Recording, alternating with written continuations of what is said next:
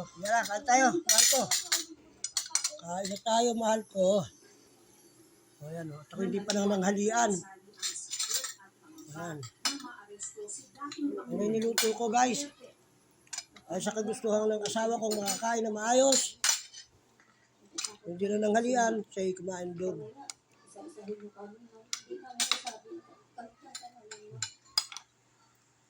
Mga gulay na mga special. Anong gulay yan? Ayon sa isa sa mga abogado ng mga biktima, maraming paraan ng paglaho. Una, ang pagbibigay ng anonymous information sa tanggapan ng taga-usig ng ICC.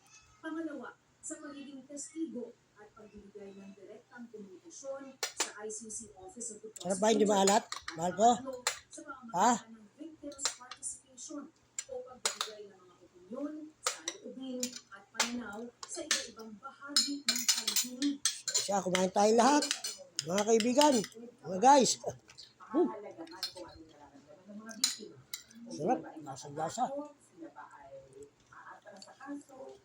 Ano ang gagawin nila kung sakali lumala yung akusado?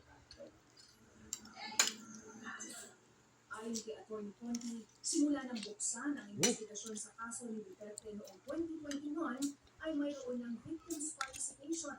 Katunayan, 1,500 individual ang lumaho at inaasahang lalo pa itong lolobo.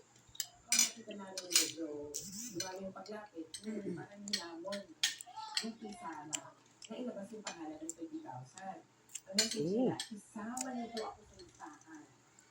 Hindi ko kakalimutan, ito po yung namatay sa amin. This is ironic. But I have to thank Bongbong Marcos.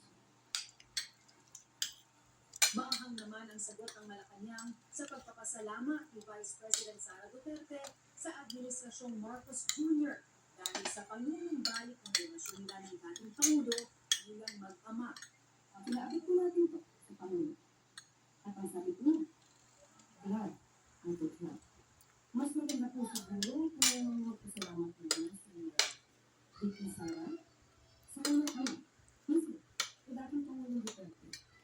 Dahil kung siya po ay nagkaroon ng pagkakataon at nagkaroon ng oras, kasama ang kanyang ama, ay dahil ito sa kasong PJP.